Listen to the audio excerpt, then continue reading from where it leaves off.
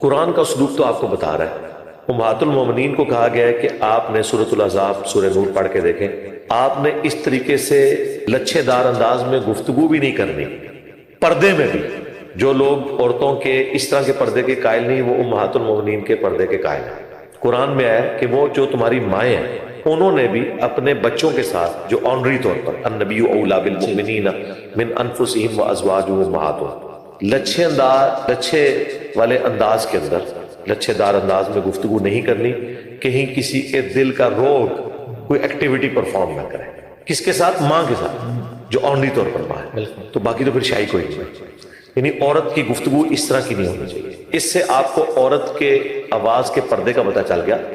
ہم نہیں کہتے کہ عورت مرد سے گفتگو نہیں کر سکتی، یعنی عورتیں جب بازار جاتی ہیں سودا صرف لینے کے لیے تو مردوں سے گفتگو کرتی ہیں، بالکل جائز ہے، کر سکتی ہیں، لیکن لچھے دار انداز میں نہیں ہوگی، ایسے انداز میں نہیں ہوگی جس میں ان کی آواز کی اٹریکشن کی طرف وہ ہوں۔ لیکن یہاں دیکھنے کو یہی آیا کہ عورتیں اپنے خامنوں، اپنی نندوں، ساسوں کی شکایتیں دکانداروں کو جا کے کر رہی ہوتی ہیں، اور دکاندار بھی بیچارے ایک ایک گھنٹہ بیٹھ کے ان کی گپیں سنتے ہیں، حالانکہ انہیں کوئی غرض نہیں ہوتا، اور پھر اسی سے معاملات آگے چلنا شروع ہوتے ہیں۔ گفتگو کریں لیکن یہ والا معاملہ۔ باقی عورتوں کا کوئی کام نہیں ہے کہ مردوں کو کوئی درس و تدریس کرے، مرد ہی کریں گے۔ سیدہ عائشہ کی مثال دینا بالکل غلط ہے، کیونکہ وہ نبی علیہ السلام کی آئلی زندگی ٹرانسفر کر رہی تھی، ان کے بعد کوئی لیگیسی آگے چلی نہیں ہے کہ کبھی کسی عورت نے مرد کو درس دیا ہو۔ مرد ہی درس دیتے تھے مردوں کو، اور وہ اپنی عورتوں کو سکھاتے تھے۔ ٹھیک ہے، تو عورت کو اللہ تعالیٰ نے آنر دی۔ عورت کا مطلب ہی عربی میں پردے کی چیز ہے، ستر عورت کہتے ہیں۔ آپ اپنے ستر کو چھپانے کی چیز، رہا چہرے کا پردہ قرآن کے مزاج میں، قرآن میں ہے کہ عورت کے زیور کی چھنکار بھی باہر نہ سنائی دے، زینت کے طور پر۔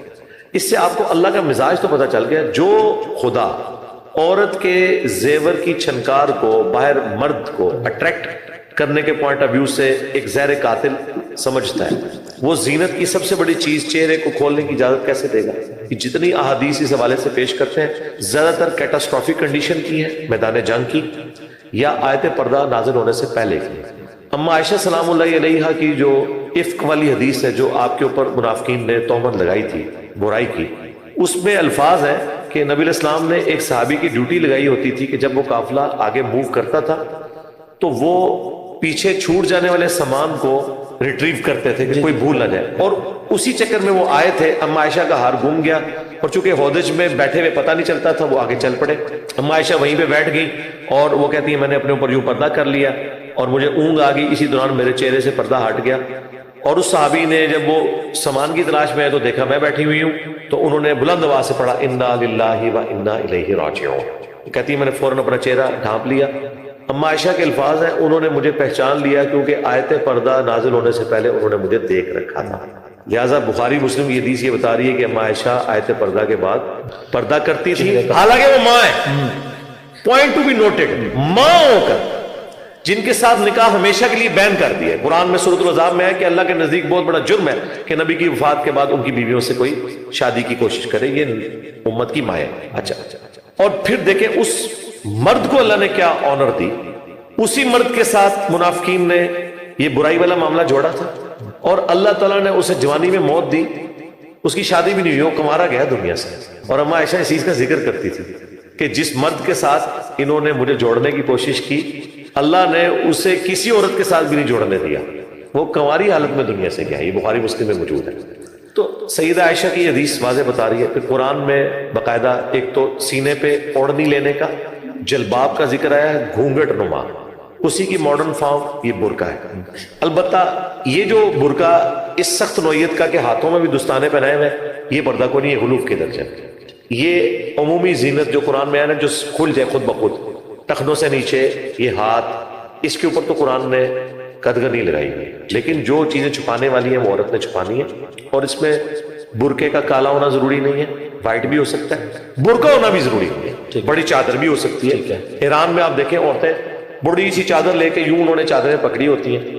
اب رہا چہرے کا پردہ، ہمیں یہ بات ماننے میں کوئی عار نہیں ہے کہ ہمارے اسلاف میں فقہا میں چہرے کے پردے کے حوالے سے اختلاف تھا۔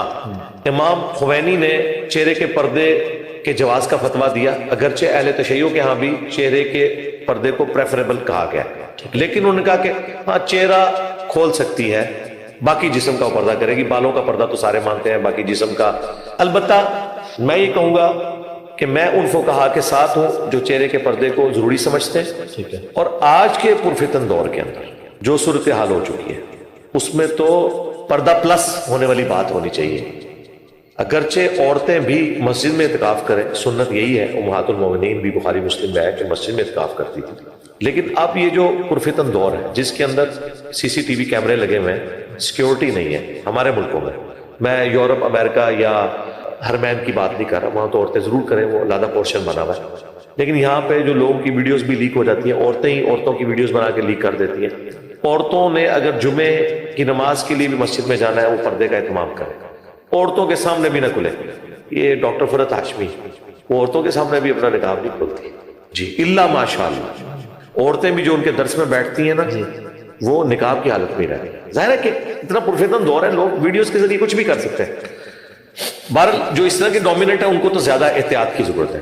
رہا عام عورتوں کو, ٹھیک ہے وہ چہرے کے پردے میں ان کی ایک حیا والا معاملہ ہے.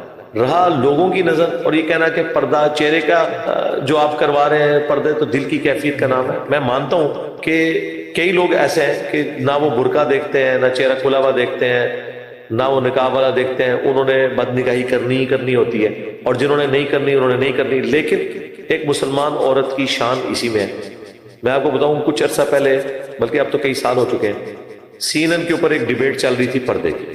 ایک عرب عورت بیٹھی ہوئی تھی بال کھولے ہوئے, دوسری طرف ایک فرینچ میکینیکل انجینئر, میرے بھی انجینئرنگ میکینیکل میں, اس نے پورا حجاب کیا ہوا تھا, بلیک کلر کا نقاب سب کچھ. وہ پردے کے حق میں دلائل دے رہی تھی, اور وہ عورت تھی جو نیو مسلم تھی, فرینچ, اور یہ نسل مسلمان ہے, جو کچھ بھی ہے تیرے محبوب کی امت سے.